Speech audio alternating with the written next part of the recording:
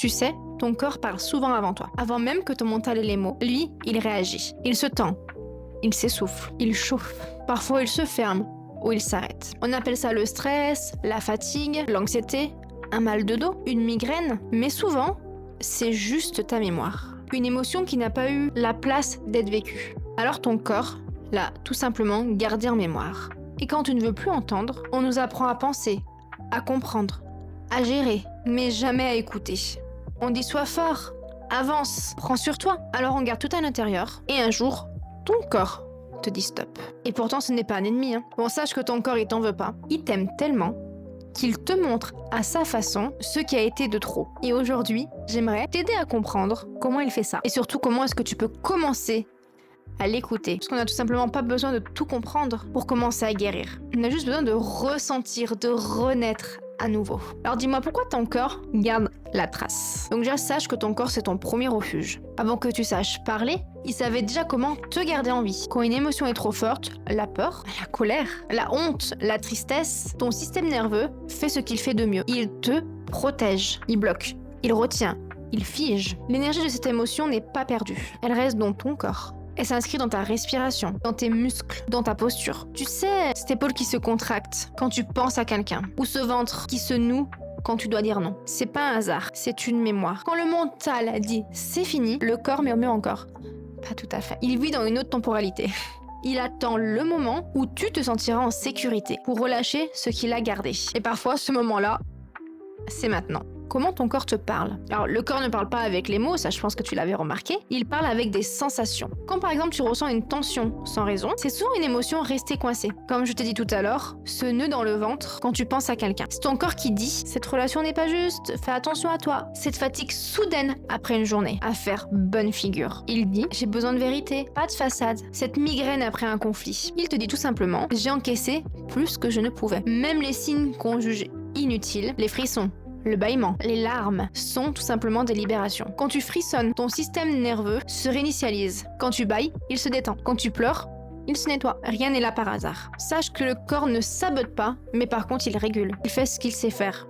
Te garder vivant. Alors je vais te proposer un petit exercice. Si tu veux apprendre à dialoguer avec ton corps, on peut le faire ensemble maintenant. C'est un petit rituel que tu peux refaire n'importe où quand tu sens que quelque chose bloque ou te pèse. 3 minutes. Juste toi, ton souffle, ton attention. Alors, première étape, observer. Ferme les yeux, respire normalement et essaye de savoir où est-ce que ça te parle aujourd'hui. Dans ta gorge, dans le ventre, dans ton corps. Mets-lui un chiffre de 0 à 10. 10, c'est fort. 0, c'est plutôt calme. Et dis-lui simplement, je t'ai entendu. Tu n'essayes pas de comprendre, tu n'essayes pas de réparer, tu constates. Et juste ça, c'est déjà un cheminement, une avancée vers la guérison. Parce que nommer une sensation, c'est activer la partie du cerveau qui régule les émotions. Et là, en la nommant, tu dis à ton corps, je suis là maintenant, tu n'as plus besoin de crier. Étape numéro 2, la respiration. C'est vrai que je parle beaucoup de respiration dans mes contenus ID, mais je vous assure que c'est vraiment le fait de relâcher, de se poser. Vous voyez? Donc il va falloir inspirer sur 4 temps. Garde le souffle, 2 secondes, donc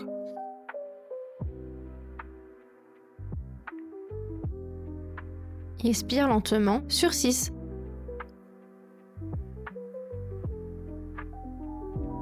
Pause respiration. Encore une fois, inspire 4. Garde 2. Expire sur 6.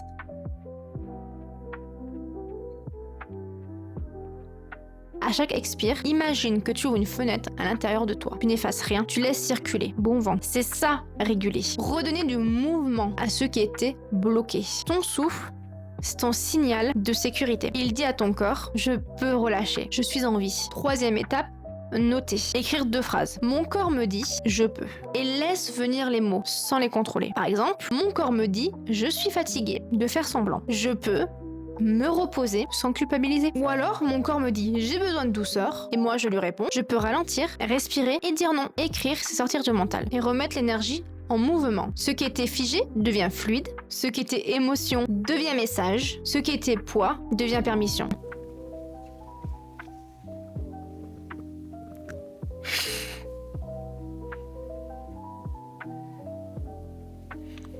Je vais te laisser 5 secondes pour faire l'exercice. Il faut vraiment que ce soit instantané.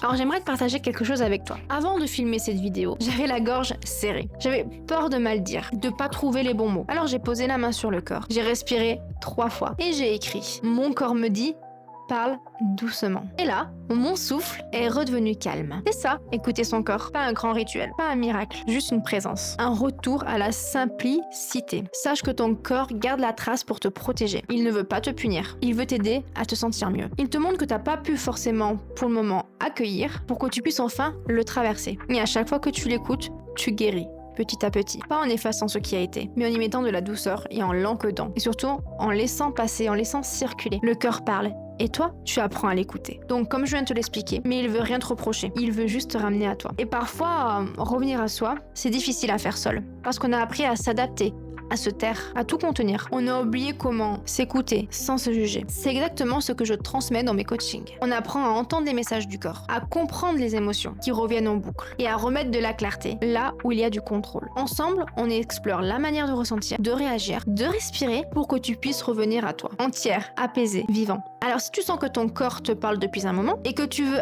apprendre à les comprendre, tu trouveras toutes les informations en barre d'infos et sur le site id.fr. En attendant, respire.